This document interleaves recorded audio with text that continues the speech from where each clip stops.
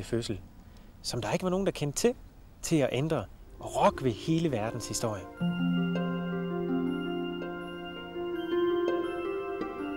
Jeg vil tage den tur til Bethlehem nu, ned til det sted, hvor det hele startede for 2000 år siden. Og jeg vil gøre det på den måde, som de gjorde det på. Men det skete i de dage, at der udgik en befaling fra kejser Augustus, at hele verden skulle skrives i mandtal. Og fordi Josef han var fra Nazaret, men hans tip-tip-tip-oldefar 14 generationer tilbage var den store kong David, og han var fra Bethlehem. Derfor var han nødt til at gå fra Nazaret igennem Israeldalen, ned i Jordandalen, den lange seje tur i varmen mod oasen Jericho, op til Jerusalem og så kom til Bethlehem. Og det skulle han gøre med sin højgravide kone Maria. Man må ikke håbe på, at Maria havde sådan nogle problemer her på vej til Bethlehem. Jalla, jalla.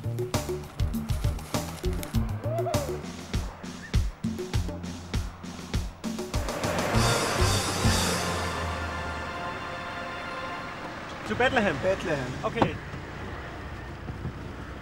De falder. Det gik lidt galt med det æsel nede i Jericho, så jeg må hoppe ind i sådan en hypermoderne taxa, og Jarl er heldigvis villig til at køre mig op ad bjerget og så ned i selve Bethlehem. Men Josef og Maria var nødt til at tage turen fra Nazaret. Josef i hans efterhånden temmelig støvede og meget hårde sandaler, og Maria sad højgravid med sin tunge, levende mave på æslet og bumpede. Here is the good road. It's a new road and the good road because we take it from Denmark. Oh, it's a gift from Denmark? Yeah. Uh-oh. What happened here? Jalal, what happened? This road? Yeah. Yeah, this road it's closed because work to make Bethlehem 2000. New street, new houses, a new hotel. Oh, I can't go this road. He said to me, it's very bad road. I can't go this road because it's difficult to my car. Okay.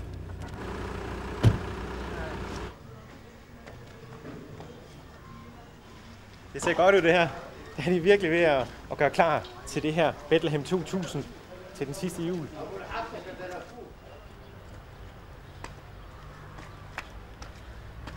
Verdens mest berømte forældre, Josef og Maria, kommer til Bethlehem. Og det første, de gør, det er at lede efter et sted, hvor de kan hvile sig og sove om natten. Karavanserejer, som de hedder i dag, det var herbergerne på den tidspunkt. Og de hed karavanserejer, fordi at datidens fragtmænd, de store karavaner, overnattede her. Det her, det ligner faktisk måske sådan et sted. Så jeg vil lige gå op og tjekke, om jeg kan sove her i nat.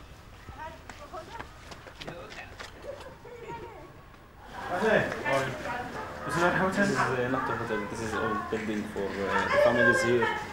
Oh.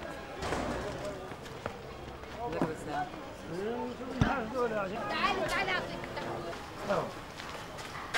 Is this a place where we can sleep? A hotel? A hotel? No.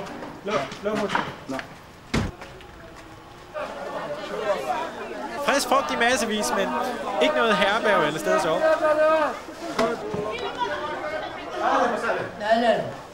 Can I sleep here tonight? No. Bethlehem var proppet med mennesker på grund af den her store folketælling. For der var ikke plads til dem i herberget. Og det er jo ikke særlig rart, for Marias vejer begynder at tage til. Welcome!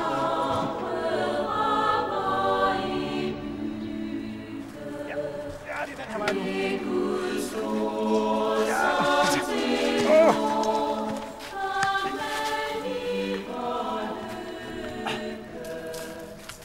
Okay, min ven. Slipper du for mig lidt. Så er vi ved at være fremme. En sydlig grotte, som fungerer som stald. Her fandt Josef og Maria tag over hovedet. Bethlehemsområdet er simpelthen berømt for alle dens naturlige hulrum i klipperne her. Og dengang på Jesu tid byggede man husene op ad klippevæggen, så man netop kunne bruge de her hulrum i bunden af huset.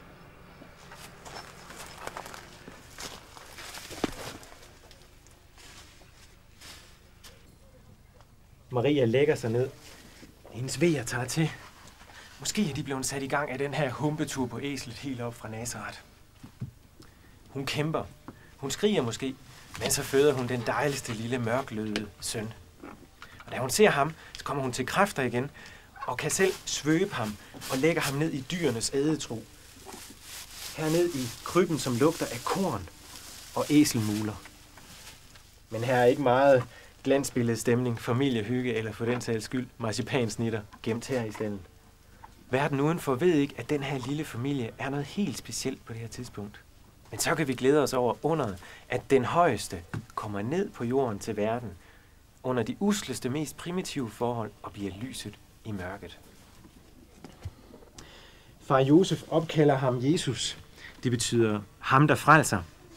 Og det kom han til noget senere.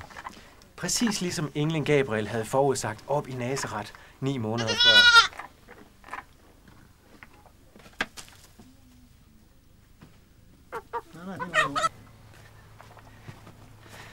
Men faktisk var det ikke kun her, der skete noget helt specielt den aften. Vi skal udenfor, på markerne uden for Bethlehem, for at finde den egentlige årsag til, at festen bliver til en fest, som ikke vil dø. Kom.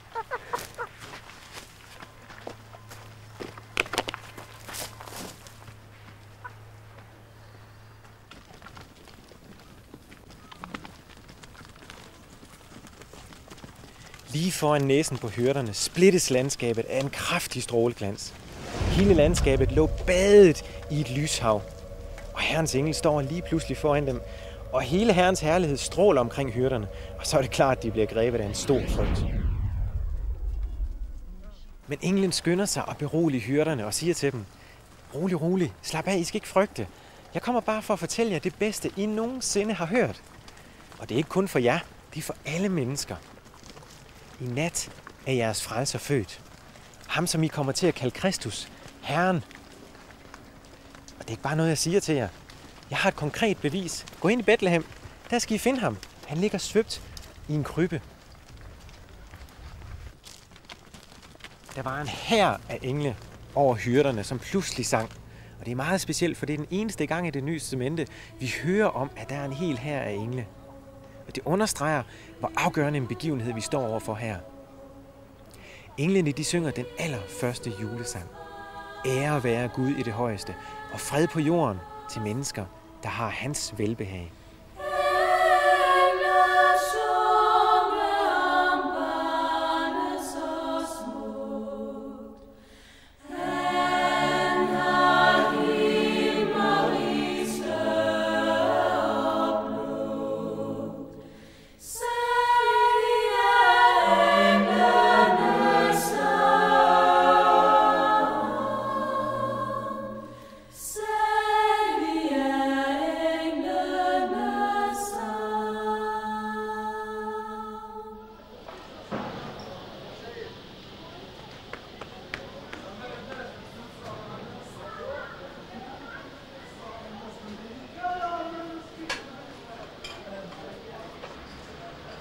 Det er englene, hyrderne så. Sådan synger Ingemann i min yndlingsjulesang, Glade Jul. Når vi synger den, så er det rigtig jul. Men englene fortæller hyrderne, at de skal gå ud og fortælle, hvad de har set og hvad de har hørt ude på marken. Og det gør de så. Fortæl om det glade budskab.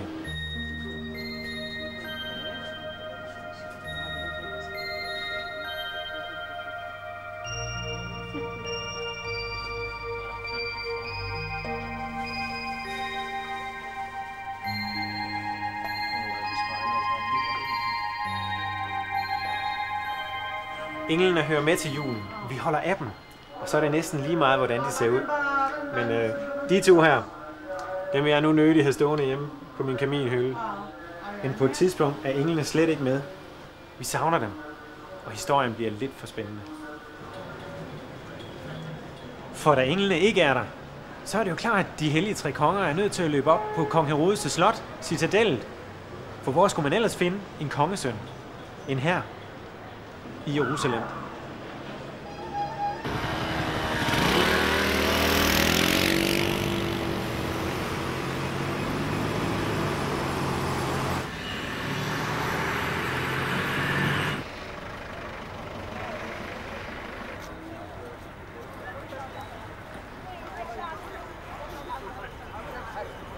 står her på kong Herodes' palads, i dag kaldet Tower of David. Det var heroppe fra Herodes' stjernetydere så den store, flotte ledestjerne derinde over Bethlehem. De troede måske, at det var en komet eller en supernova, men sandsynligvis var det 2 planeter, der stod så tæt sammen, at de skabte en fantastisk stjerneglans. Nemlig Saturn, som er den syrisk-palæstinensiske stjerne, og så Jupiter, der er verdensherskernes stjerne. Her går jeg på murene fra Herodes gamle slot. Og her kom de vise mænd også for at lede efter kongesønnen. Men det var netop det, der ikke måtte ske. Fordi på den måde finder Herodes ud af, at der er født en kongesøn. Så han indsamlede til møde alle sine chefpræster i de her lokaliteter. Og de kunne så fortælle ham, at profeterne i Det Gamle Testamente siger, at den nye Messias, den nye kongesøn, skal fødes nede i Bethlehem. Kong Herodes indsmiger sig hos de vise mænd og siger til dem, at de skal komme tilbage til ham for at fortælle præcis det sted, de har fundet den lille prins. For så vil han nemlig i egen høje kongelige majestæt tage afsted for at tilbede den nye kongesøn. Men de vise mænd kommer aldrig tilbage til Herodes, og det gør ham desperat. Han finder aldrig den nye konge. Men jeg ved, hvor han er født, og derfor skal vi til Bethlehem nu.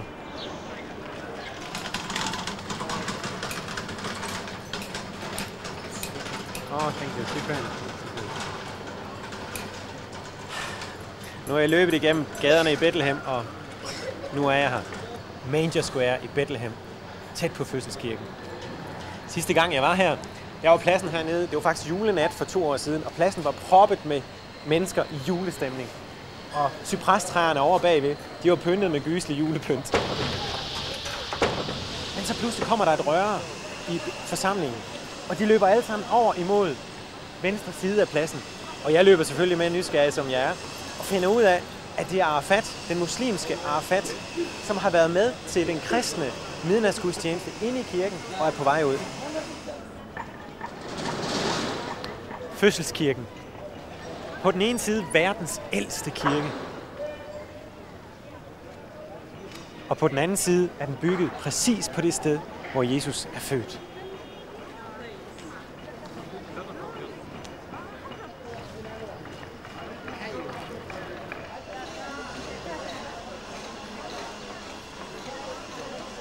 Okay.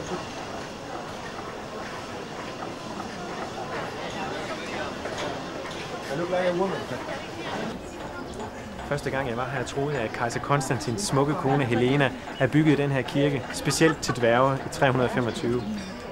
Men så jeg noget. Den danske præst inde i Jerusalem fortalte mig om den her bue. Og så fortalte han, at det faktisk er korsfarerne, der har muret døren til, helt herned til, så muslimerne ikke kunne komme ridende ind. Man rider ikke ind i Guds hus, ind på Guds hellige sted. Og derfor må vi i dag også bøje os ned i ydmyghed. Og døren hedder i dag ydmyghedens dør. Pilgrimen og jeg, vi bøjer os ned i respekt og ærefrygt for det, vi skal ind og opleve nu.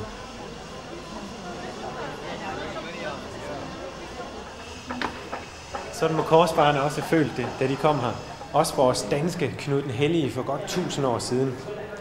De gjorde Bethlehem til en hellig by, og fordi den var hellig, så gjorde de en stor indsats for at udsmykke kirken her. Vi ser de flotte mosaikker op på væggene fra korsfarernes tid og nede i gulvet.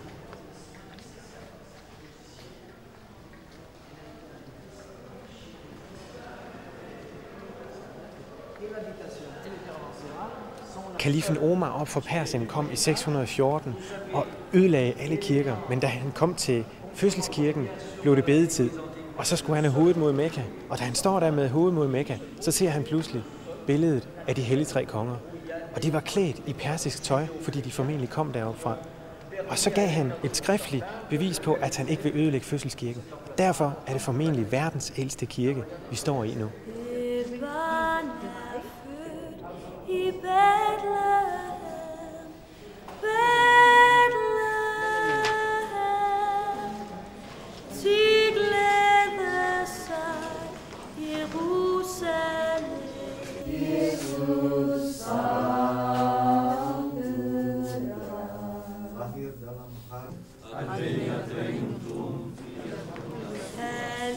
Halleluja, halleluja.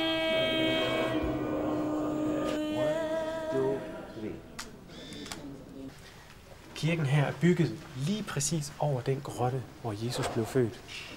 Og det ved vi faktisk med ret stor sandsynlighed, fordi Justin Martyr allerede tidligt i første århundrede skrev, at stedet er velkendt i området. Og det var både blandt kristne, men også blandt alle andre, der boede her. Her er grotten.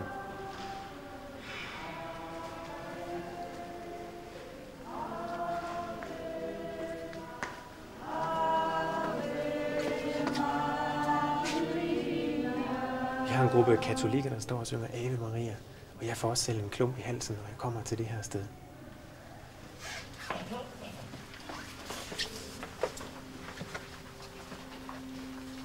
Her er lavt til loftet, og han lugter af røgelse. Og så bliver det ret varmt. Men nu er vi her.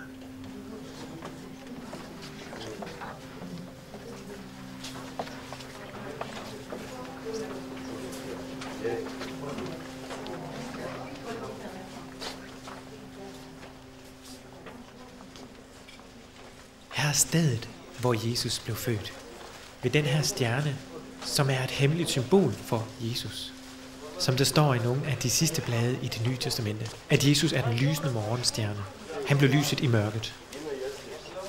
Og hvis vi ser på stjernen, så når øjnene har vendt sig til mørket, så kan vi se, der står: Hic Virgine Maria, Jesus Christus natus est.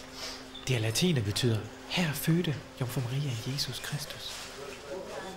Det er en skik, at man tager en velsignelse med sig hjem fra stedet her, ved at presse pande, øjne og læber mod stjernen.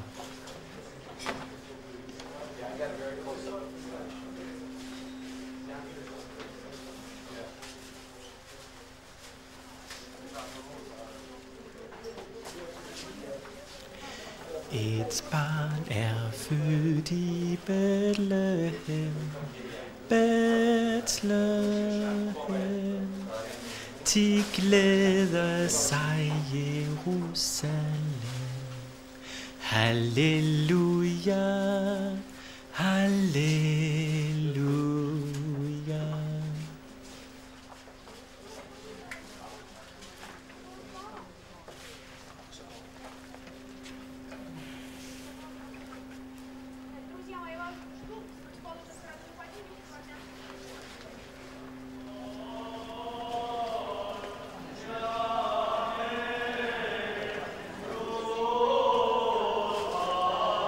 Det er de armenske munke, der holder andagt. Men der var en turistguide hernede, der fortalte mig, at jeg skulle gå ud her bag ved kirken. Så ville jeg se noget, jeg aldrig har set før. Og det vil jeg gerne.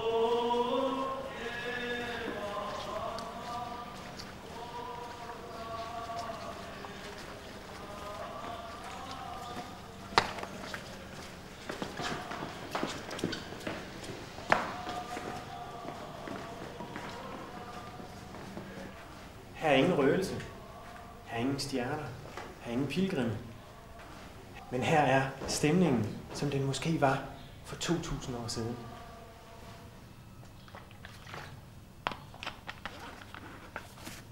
Her kunne Jesus også godt være blevet født. Men i den her grotte er der nogle andre minder fra det, der skete julenat.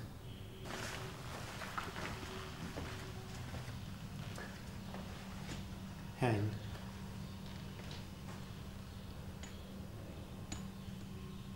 Det er forældre, der har kæmpet for deres børn.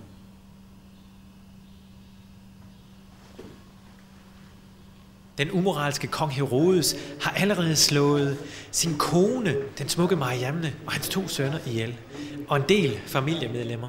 Han frygtede rivaler til hans trone, og derfor er han også i gang med at planlægge det, som skal blive til verdens grusomste børnemord.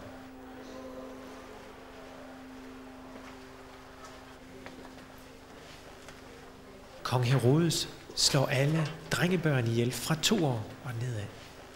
Det ved vi, fordi herinde i gangene under fødselskirken, der har vi skeletterne fra de her børn.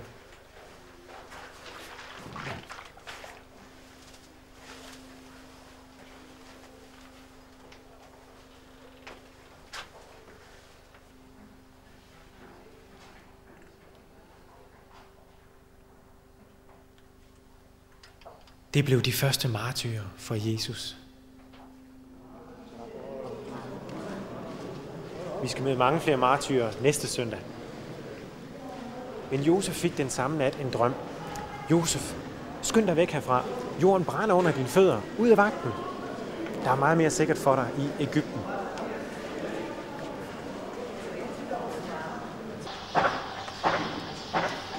Jesus startede livet som indvandrer, som flygtning i Egypten. Men han undslap massemordet her i Bethlehem.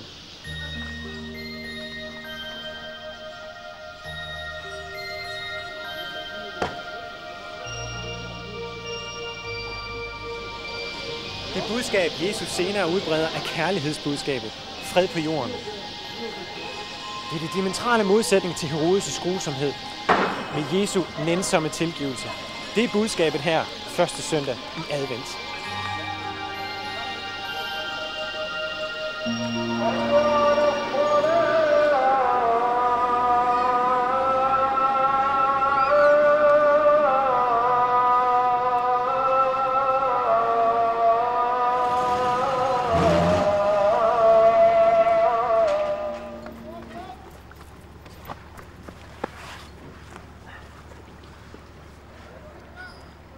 Vi vil også gerne leve i fred og kærlighed og tilgivelse med hinanden, præcis som Jesus han gjorde det. Og det budskab spreder sig fra den her havn, hvor jeg sidder, Jaffo på Middelhavskysten. Det er Jesu elever, disciplene og de første helt store jødekristne missionærer, som spreder budskabet ud i verden. Og det er faktisk begyndelsen til vores julefest, som vi kender så godt.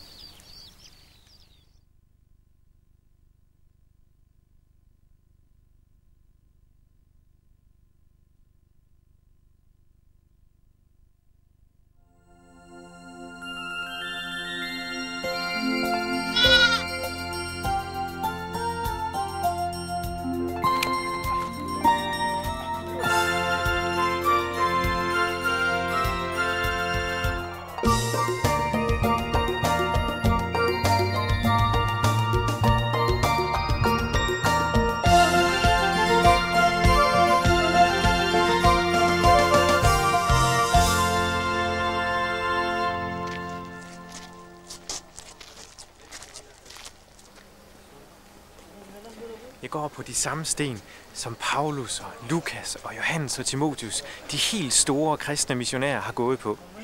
Det er anden søndag i advent, den sidste jul i det gamle årtusind.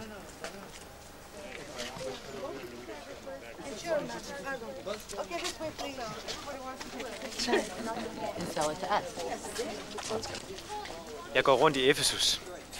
I det første århundrede efter Jesus var født, er det her en driftig hovedstad med over 250.000 indbyggere. Og så er de ivrige dyrkere af den hedenske afgudinde, Artemis. Men det var kun til de første kristne missionærer kommer til havn lige herude bagved. Så spreder juleevangeliet sig ud i byen og senere ud i hele Lilleasien.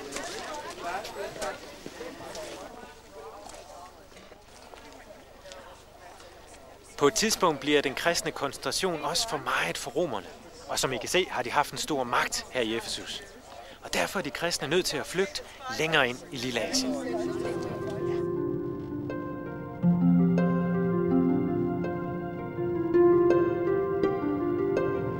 Jeg kører i det bjergrige Kappadokien her i hjertet af Tyrkiet. Det er fantastisk smukt, men også meget voldsomt og barsk landskab. Og jeg har en vigtig mission her. Jeg er nemlig på jagt efter de første helt spæde tegn på det, som senere skal blive til julen, festen, der ikke vil dø.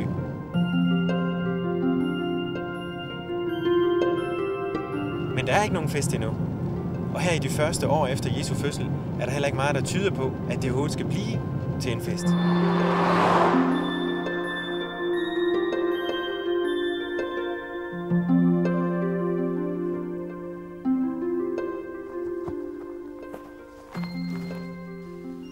De kristne hedninger blev forfulgt og til tider også dræbt, fordi de nægtede at deltage i dyrkelsen af kejseren og hans hundredvis af afguder. De havde kun én Gud, og det var i hvert fald ikke den romerske kejser.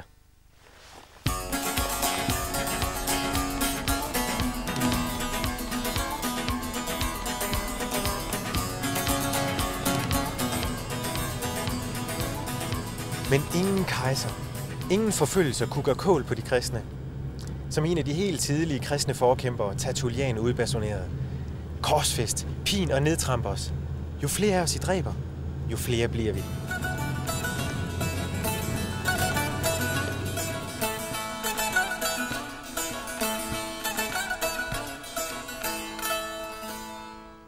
Så har jeg forladt Argiosbjerget, og julens historie har bragt mig ned i Tyrkiets Edens have. Et fantastisk månelandskab af alfehuer eller omvendte isvafler. Men i virkeligheden er det her område i Kappadokien blevet en tilflugtsegn for de kristne i de allerførste århundreder. Her har de kunne hugge huler ind i klippen, og er i bogstavelig forstand gået under jorden. De her besynderlige bjergformationer kalder tyrkerne for spøgelsesklipper. Og hvis vi oversætter det direkte fra engelsk, så betyder det skorstene med hat på. Og hatten består af det hårde basaltsten, det vulkanske materiale her. Og nedenunder er den bløde tuf. En dag kom der en lille kylling gående hen ad vejen, og pludselig plumpede den ned i et hul. Og hønemor drønede efter den for at tjekke, hvor den var blevet af. Og pludselig, plump, faldt den ned i det samme hul. Og på den måde fandt man ud af i 1965, at her neden under mig, hvor jeg står, er der et kæmpemæssigt boligkompleks i 8 etager. Og der har boet op mod 60.000 mennesker, er der nogen, der siger. Det vil jeg ned og se nu.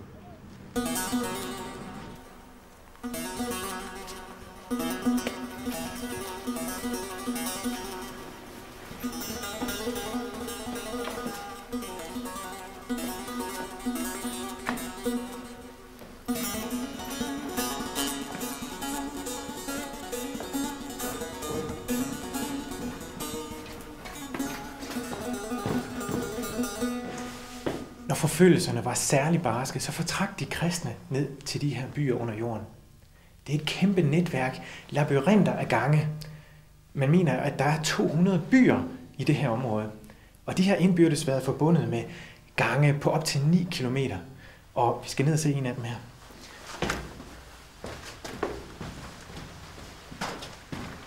Man skal helst ikke lide af klaustrofobi hernede, og det gør jeg faktisk lidt, så jeg hiver lige sådan en her frem af lommen. Det hjælper. Der ligger en sten, og den er simpelthen så smart indrettet, at den kan dække hele den her indgang. For det her, det er indgang ned til tunnelen, som går over til den næste by. Og stenen, den passede præcis ind i det her hulrum på den ene side, og i det andet hulrum på den anden side. Og den var indrettet så smart, at man kun kunne åbne den fra indersiden, men ikke fra ydersiden. Og på den måde sikrede man sig, at hvis fjenden skulle indtage den ene by, så kunne han ikke komme ind i den næste by. Godt nok trangt her. Her er den. Det er indgangen til den tunnel, der er 9 km lang, og forbinder den by, jeg sidder i, med den by, der ligger 9 km nord for her. Igennem den her tunnel har skolebørn gået. De boede i den anden by, men kom hertil og gik i skole. Og så var det her et par dage, og så gik de hele vejen tilbage igen. Men i dag er det ikke så godt at gå den her vej.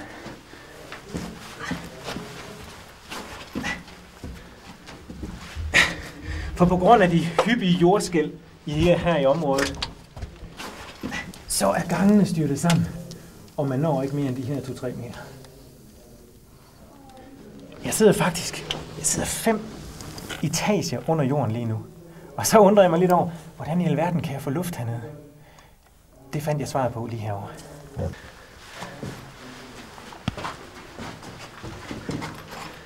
Man har simpelthen lavet ventilationskanaler 8 etager ned i jorden. Nogle siger 80 meter ned.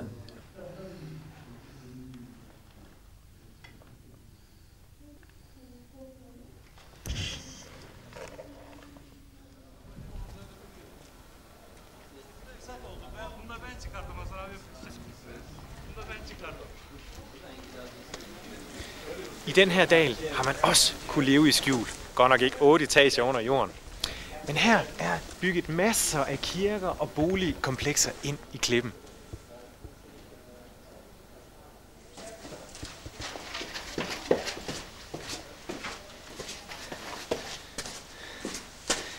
Her er der nogle kirker fra det 6. århundrede.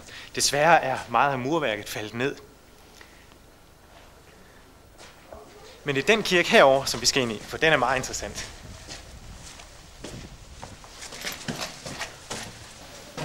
Så er jeg kommet ind i den berømte mørke kirke, så jeg tænder lige lyset. Den er simpelthen berømt for sine smukke billeder. Her er både gammeltestamentlige og nytestamentlige billeder og fortællinger. Men det, der er vigtigt for vores historie, er lige herovre. Ærkeenglen Gabriel har været på besøg hos Maria i Nazaret. Og derfor lyser stjernen i Bethlehem ned over det nyfødte Jesusbarn. Vi kan se, at vi er i en stald, fordi konen og æslet kigger ind over krybben. Og så sidder Josef over i hjørnet til venstre og er lidt irriteret over, at han ikke fik lov at være far her i første omgang. Men alle de her billeder, de stammer fra omkring det 11. århundrede. De helt gamle billeder er fra det 2. århundrede. Og et af de symboler, som man brugte rigtig meget af de første kristne, er herovre. Det her, det er en flot malet fisk og meget flotte billeder, man har tegnet. For det måtte man nemlig på det her tidspunkt.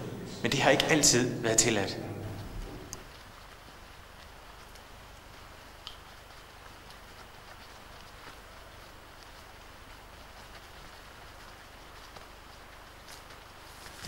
I den her fantastiske, men meget afsidesliggende dal er der 300 kirker, men ikke nogen beboelse. Det er fordi folk op fra de små landsbyer, de kom herned og kunne dyrke deres religion i skjul. Og så kunne de holde fast på den her måde i deres kristne tro.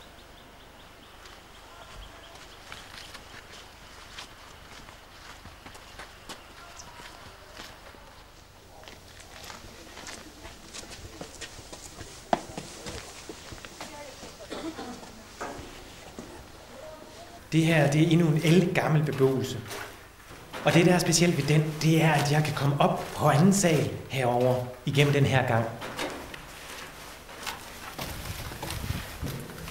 Det blæser meget her, og det man faktisk udnyttede dengang som køleskab.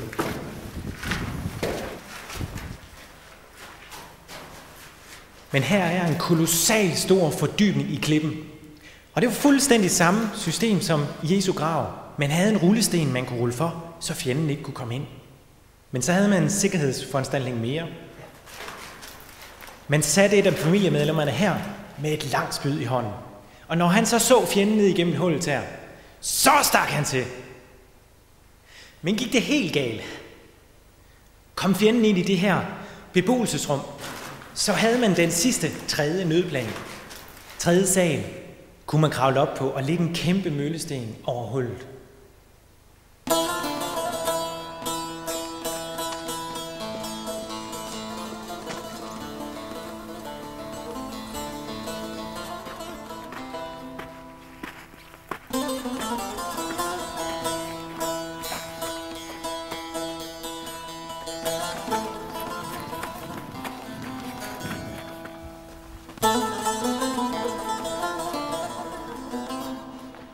Marhaba. Merhaba. There should be some really old churches here from the 2nd century. Do you know where they are? Are you from Holland? No, I'm Danish. Jo, det vil jeg godt. Det ligger cirka 1 kilometer herfra. Hey, verden, taler du dansk? Ja, det gør jeg. Hvor har du lært det hen? Jeg har været i Danmark mange år. Jeg har lært i Danmark. Sket. Har du tid til at vise mig kirken? Ja, det har jeg. Jeg kommer ned. Fedt nok.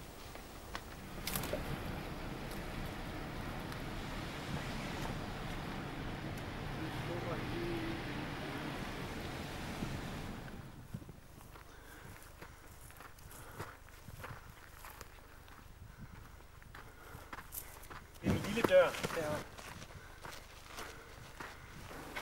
Det Ja. Det er den ældste kirke overhovedet i området, vi er ved nu. Et lille, hyggeligt, intimt kirkerum med ganske få primitive tegninger på væggene. Kors. Og heroppe har alteret været. Så har man brugt de her hylder til at stille lysestagen på, alterlysen. Det kan vi se, fordi at der er sået ned ad væggen her. Men nu har vi korsene herinde. Men på et tidspunkt var de kristne så forfulgt, at man ikke måtte bruge korset. Korset er et tegn, som har været brugt i den kristne kirke, som et tegn på, at man netop er kristen. Jeg har et her om halsen, men i det andet århundrede begyndte de skrappe forfølgelser, og så gemte man det væk. Og i stedet for brugte man et andet symbol, når man skal vise, hvem man troede på.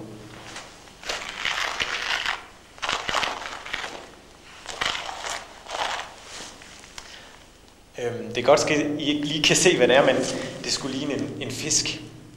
Og det forekommer måske lidt besynderligt, at jeg sidder og tegner en fisk herinde midt i Tyrkiet, langt væk fra havet.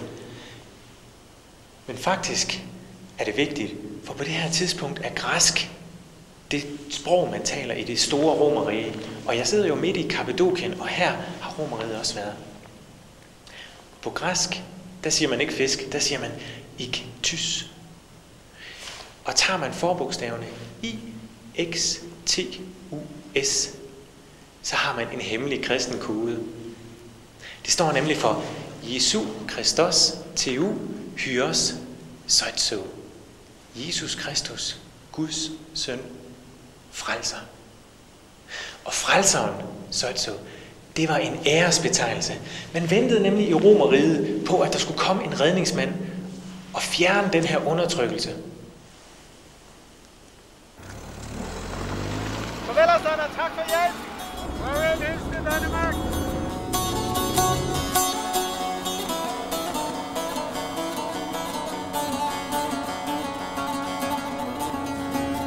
Bosporus. Det her det er strædet, der deler Europa fra Asien, og dermed også deler to kulturer fra hinanden. Jeg glæder mig meget til det her sted. Jeg er på vej over til kuplernes by, til Istanbul. Det hed Konstantinopel i gamle dage, og det var her, det pludselig gik stærkt for kristendommen.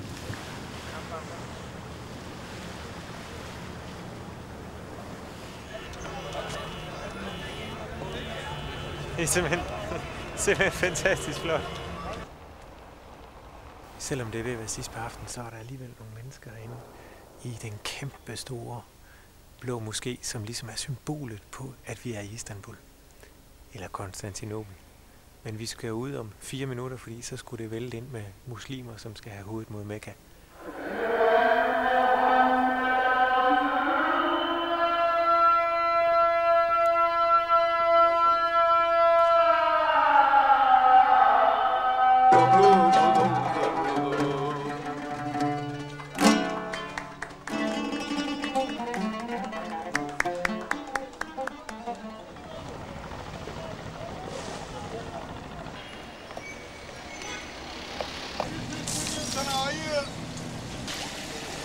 Det kan man kalde frisk fisk, det her.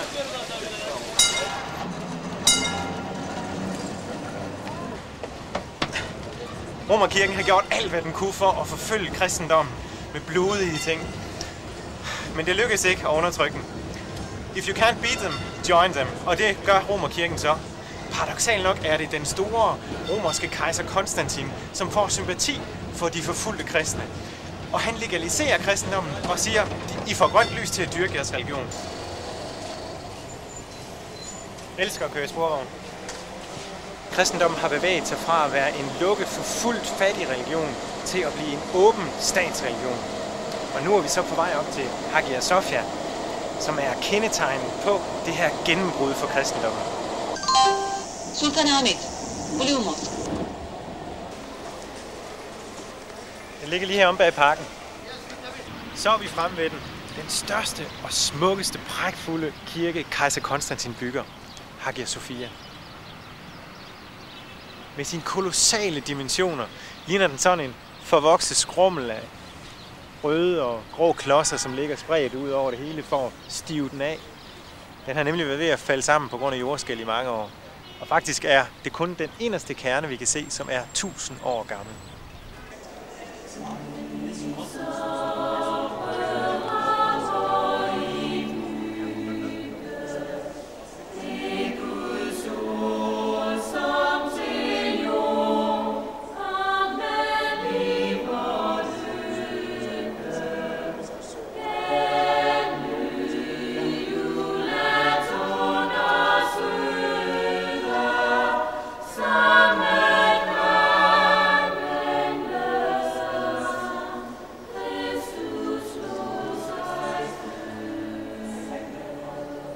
Det er helt utroligt at være herinde.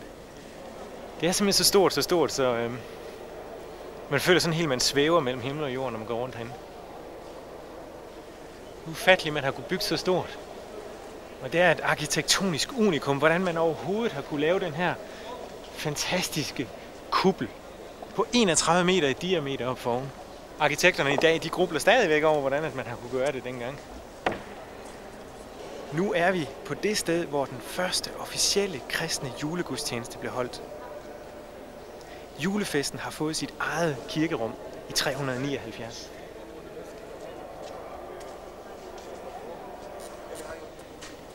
Den kristne kirke elsker billeder og symboler, men da muslimerne tog magten her i området, så kalkede de det hele over, så det var gråt og kedeligt.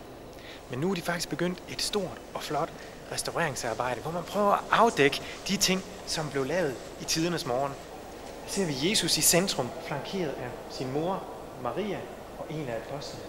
Den smukkeste guldmosaik kommer til syne her bagved.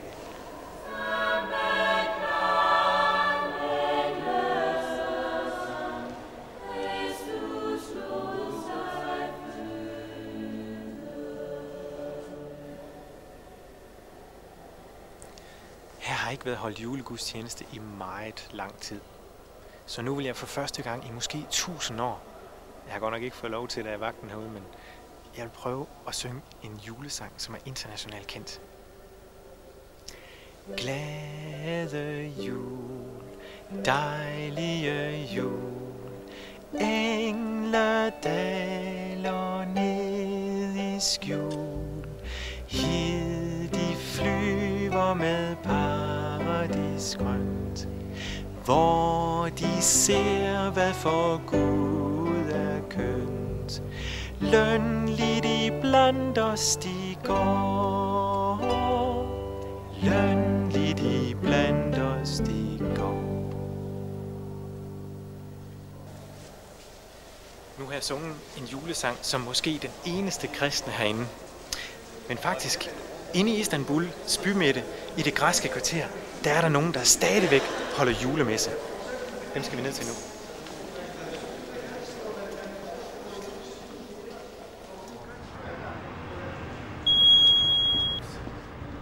Der er et omfattende sikkerhedssystem herinde, fordi at kirken er meget trængt.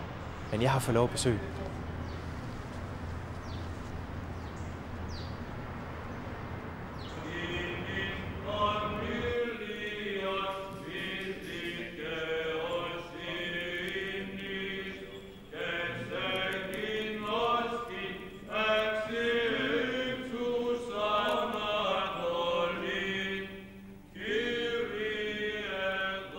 The Orthodox Church is the church of icons, because our theology, our thinking, our message to the world is the icon. Yeah.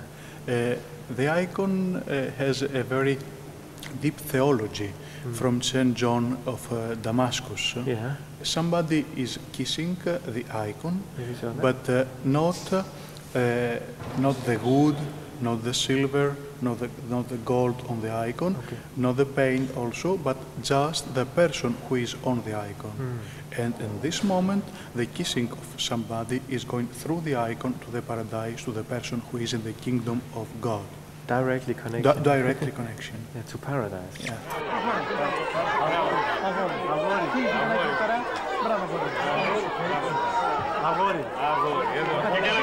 Do you have a special way of celebrating the Christmas Mass? Of course we have. For us is a great feast, as in the All Christian Church, the Nativity of our Lord is His blessing coming from the heaven to the earth by Virgin Mary Theotokos. And we have a special celebration, of course, here in our cathedral in 25th of December. Okay. In the morning? In the morning. Yes.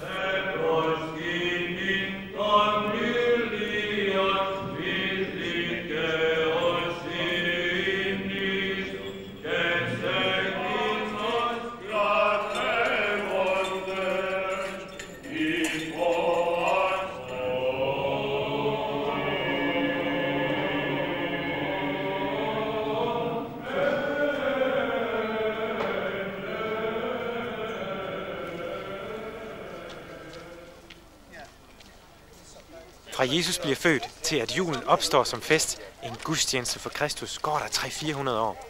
Og det er den første kristne kejser i Romerriget, Konstantin, som forbereder vejen for festen.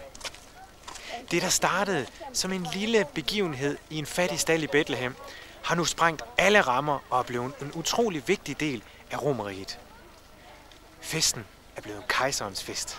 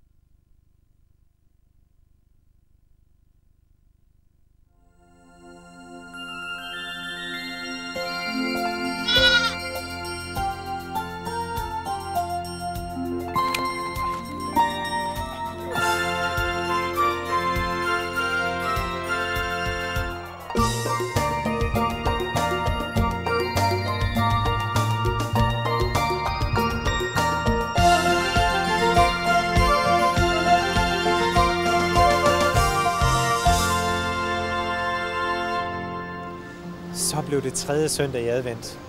Den absolut sidste jul i det gamle årtusind. I sidste uge gemte jeg mig sammen med de allerførste kristne i hulerne i Tyrkiet. I dag har julens historie bragt mig til den evige stad, til Rom.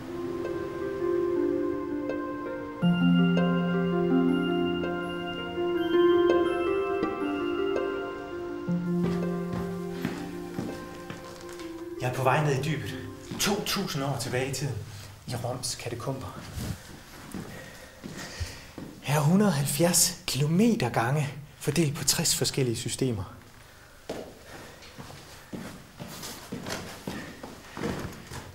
Og så var det også her, at de første kristne gemte sig. –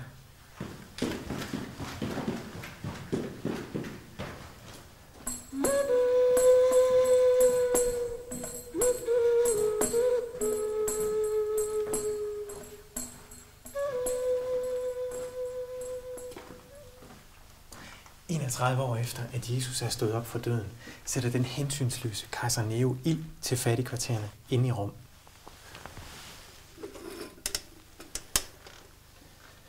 Han skyder skylden på de kristne og får på den måde et påskud for at kunne putte dem i fængsel og udsætte dem for grusom tortur.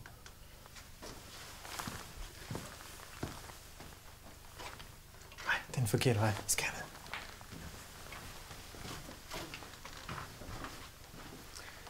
Nogle af dem bliver syet ind i dyrehuder, og så kastet for de vilde hunde.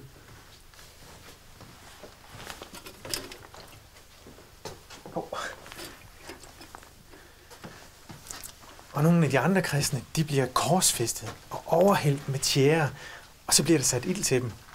Og de bruger kejser Nero, når han inviterer gæster til sin vilde orgier. Så hænger de nemlig der som levende fakler ved gaderne ind til Rom. Derfor er der mange af de kristne, der har fortrukken herned i katakomberne. De har ikke været her særlig længe, de har ikke boet her. Det er gravanlæg. Så her har ligget et barn måske. Og måske har det været en helt lille familiegrav her.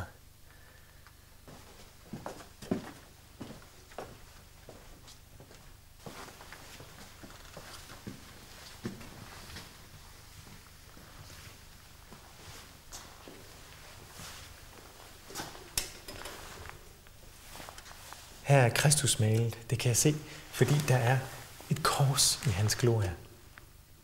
Der ligger nemlig rigtig mange kristne begravet hernede i katakomberne. Og det gav på et tidspunkt et problem i det andet århundrede, fordi de kristne ikke blev brændt, ligesom hedningerne. Og derfor blev anlægget så fantastisk stort.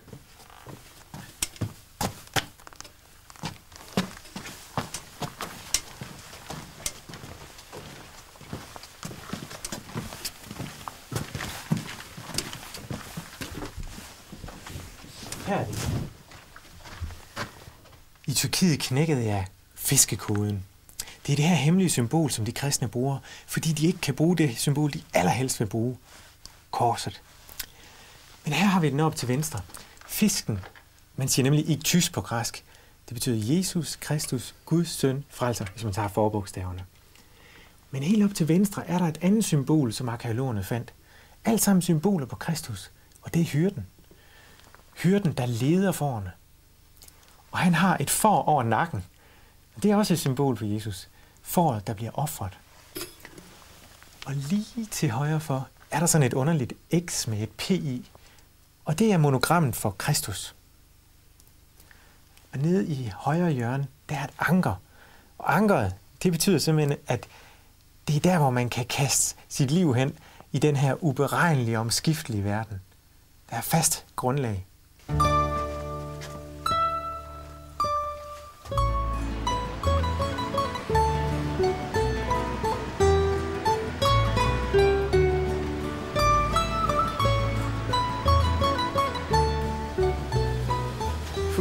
Det var rart at komme op i frisk luft igen fra at have gået ned i gravene i katakomberne. Faktisk er jeg inde i hjertet af Rom nu, på Farnesepladsen. Man lagde nemlig graveanlægene ude i udkanten af den gamle by. Men det sker nemlig, man kan kalde det en form for forsoning mellem pavedømmet og kejseren, at kristendommen nu får religionsfrihed. Men på et tidspunkt flytter kejsermagten fra Rom og over til Byzans, og det er kejser Konstantin, der gør det. Og så omdøber han byen fra Byzans til Konstantinopel efter sig selv. Det er det, som vi kender som Istanbul i dag. Men det betyder, at hele magtapparatet nu er i Konstantinopel. Derfor er Rom svækket. Rom er i forfald. Men for kristendommen sker det vilde i 380. Der bliver kristendommen udråbt som statsreligion i hele Romerriget.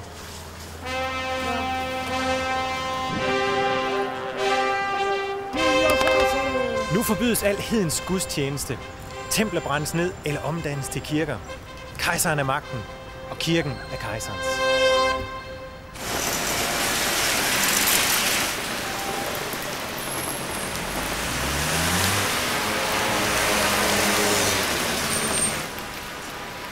Santa Maria Maggiore, den store Maria-kirken. Det er den kirke, der har mest med julen at gøre i Rom.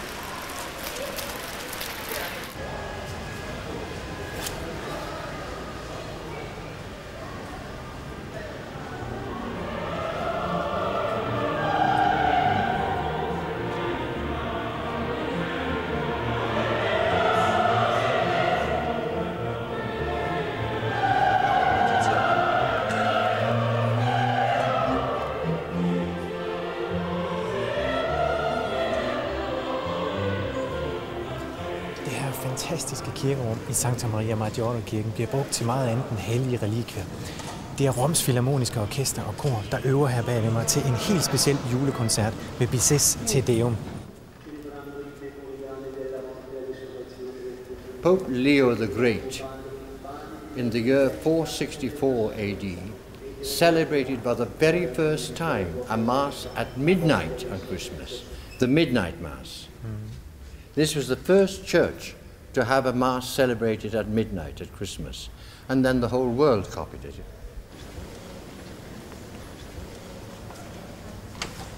Nu stiger vi ned under alteret, ned til noget af det allerhelligste.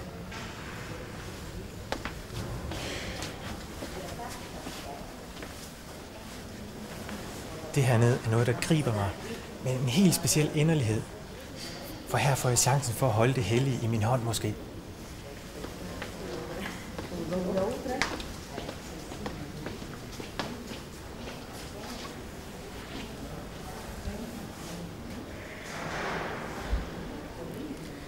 Inde i den lille boks op foran alteret, der er der nogle træsplinter, helt tilbage fra stalden i Bethlehem.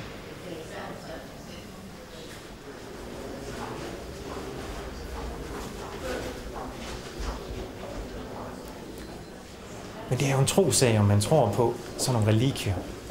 Og man siger, at hvis man samler alle splinterne fra Jesu kors, så får man 300 kors. Så er det den danske forfatter Paul Hoffmann siger, at det var et par godgørende englevasser, som synes det var så synd, at alle ikke kunne få en splint af det hellige. Og så lavede de lige nogle ekstra relikier. You, at least most non-Catholics, think we Catholics worship relics. That is not true. We worship only God. We do not worship even the Virgin Mary. We hold Mary higher above any other human being that ever lived, but we don't worship her. We venerate her. This is a very special crypt. This is a very, very special crypt. How? It is the oldest marble crib in the world. It is the first crib made in marble, and it was sculpted by Arnolfo di Cambio. But this is a wonderful view. Look at the expression on the baby's face, and his mother is looking at him with love, and Joseph with pride, and the three kings with devotion.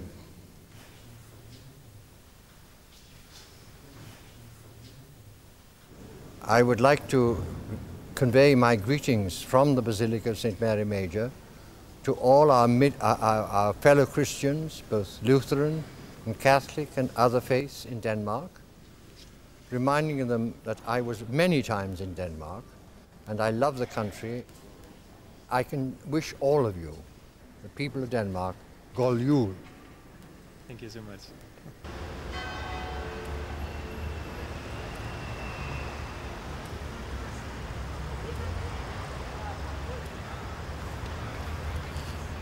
Nu har jeg fundet ud af, hvorfor man kalder Santa Maria Maggiore-kirken for julekirken. Og det er fordi, at alle elementerne fra den katolske julefejring er samlet her.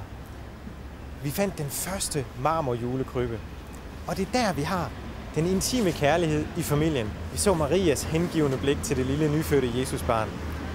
Det er det, der samler, og det er det, der er centrum for den katolske julefejring. Og måske var det også det, der burde være vores centrum.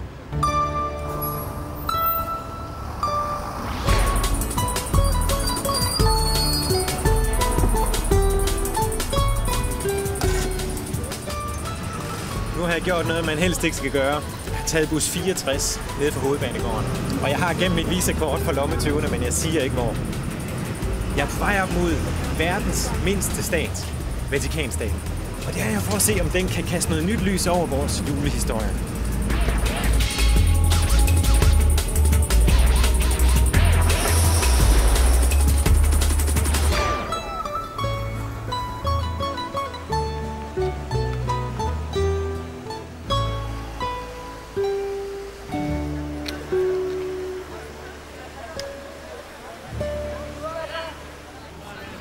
Romerne udgiver nu en kalender på deres eget forlag, og de kalder den Calendarium Philocali. Og i den er julen blevet en omdrejningspunkt for hele kalenderåret. Året begynder med julen. Jeg købte en avis i Israel for 14 dage siden, jeg har slæbt med hele vejen, The Jerusalem Post, og her kan vi se det. Jøderne regner deres tidsregning for verdens skabelse for 5.760 år siden, og vi regner vores tidsregning med Jesu fødsel for 1.999 år siden. Muslimerne, de regner deres tidsregning fra Mohammed for 1420 år siden.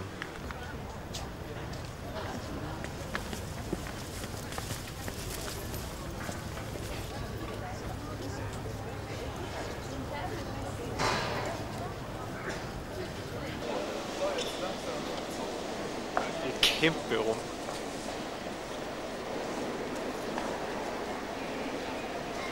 Virkelig et symbol på den magt, som kirken går hen og får. Det kimer til jul.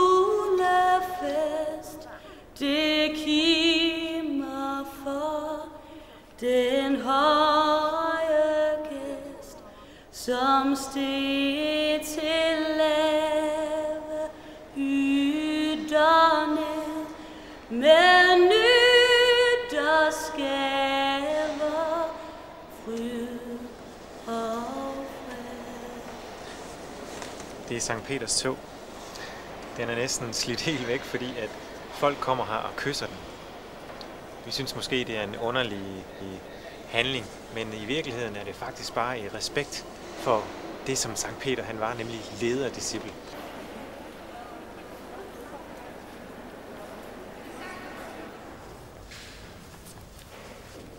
Julen har det rigtig, rigtig godt. Den er ikke længere i fare for at blive glemt eller dø. Tværtimod. Faktisk er det blevet kejserens fest. Og kirken var græsk-ortodoks, fordi kejser Konstantin var græker.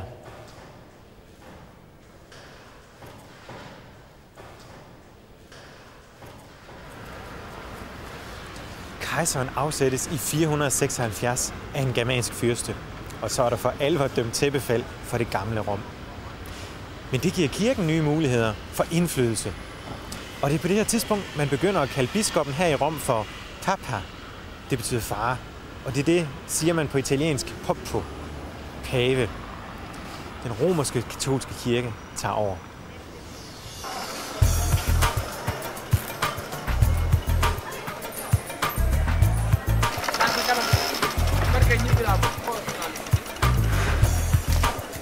Så er det, man siger, ciao bella.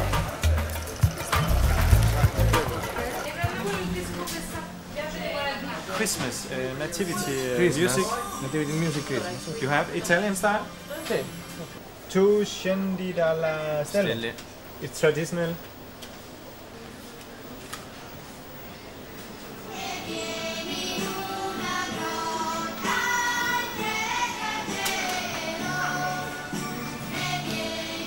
Tu scendi dalla stella.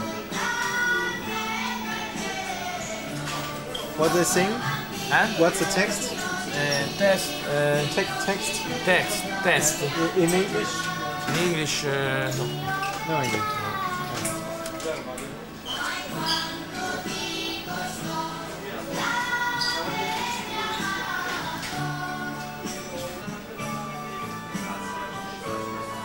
Skal jeg køre med hjem?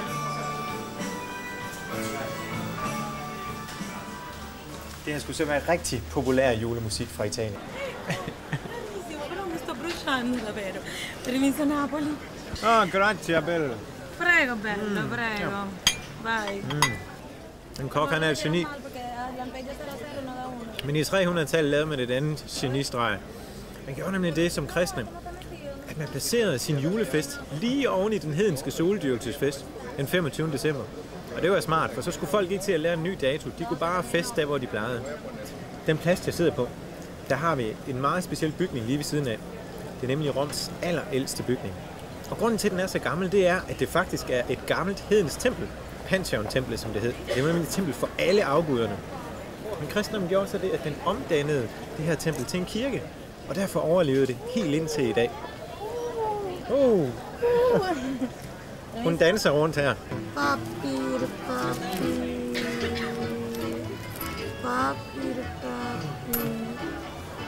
Hun havde ikke nogen Jomfru Maria-billeder af Selma den her gang.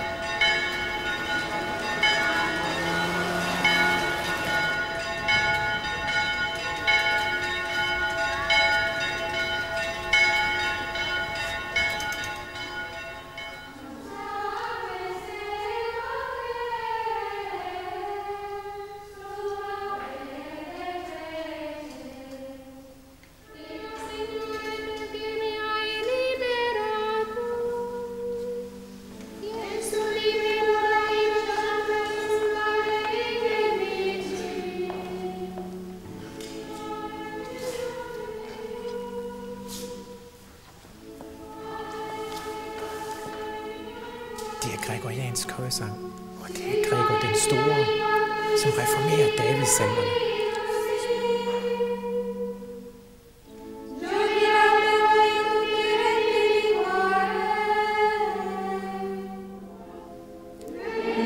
Han sig selv og blev lydig til døden for et kors.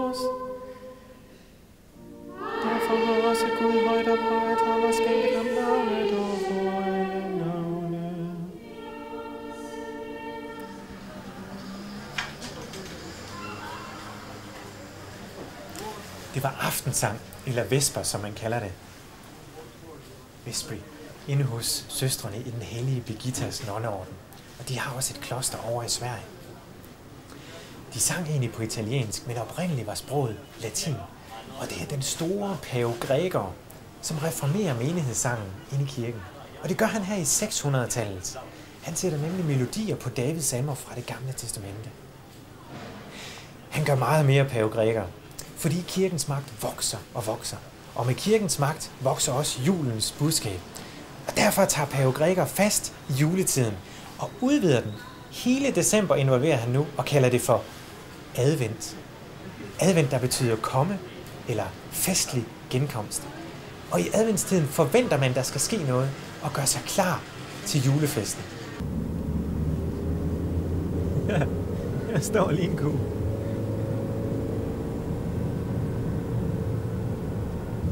Så er jeg på vej op i bjergene op til Greccio, og den ligger lige heroppe på bakken. Vi kører rundt i hjertet af franciskanermunkenes allervigtigste steder.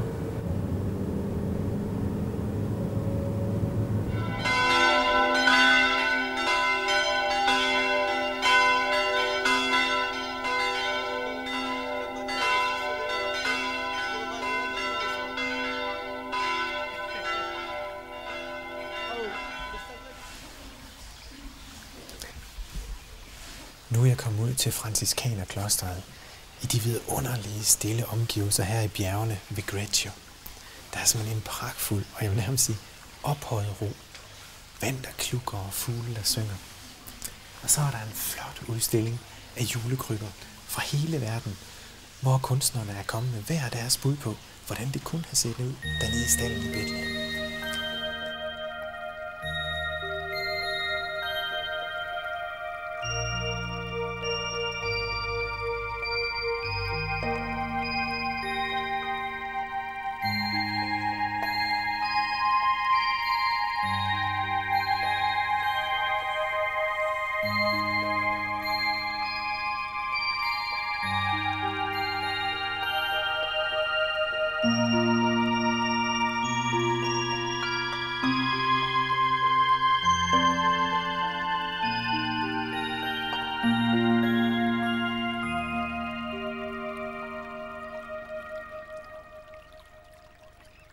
Si obridus furor tu Jerusalem, oblivioni detur dextera mea. Dextera mea. Okay. Adereat lingua mea fabibus meis, sinome minoro tui, misericordia eius. Perché siamo presso a questi canti moderni, invece la liturgia, ecco, richiederebbe, secondo la volontà della Chiesa, l'uso del canto gregoriano, perché è il massimo della, diciamo, della devozione meditativa. Ecco. Jeg har boet næsten et år i Jerusalem, og jeg savner landet, og jeg savner det, der skete nede i Bethlehem i julen. Præcis på samme måde havde Frans fra Assisi det, den hellige munk, da han kom hjem efter en pilgrimsfærd i 1223. Han manglede simpelthen noget, og derfor gik han op og spurgte paven, man skulle nemlig spørge om lov, om han kunne lave en midnatsmesse uden for kirkens hellige rum. Frans ville nemlig flytte julegudstjenesten ud i en simpel stald, omgivet af okser, æsler og halm. Han ville have, at man skulle føle sig tættere på julenattens mysterium. Og julenat gik han derfor ud i den mørke nat, fuldt af hele sin menighed, og i en stald fejrede de sammen julemessen. Det er det, der siden er blevet til de udendørs krybespil, som stadig i dag er meget populære i Italien. Da Frans holdt sin julemesse, var der ikke noget Jesusbarn nede i krybben. Men ifølge legenden skete der et mirakel midt under messen. Pludselig kom et barn til syne i krybben, og Frans løftede det op, og mange mente, at der strålede et forunderligt lys over den hellige Frans' hoved den nat.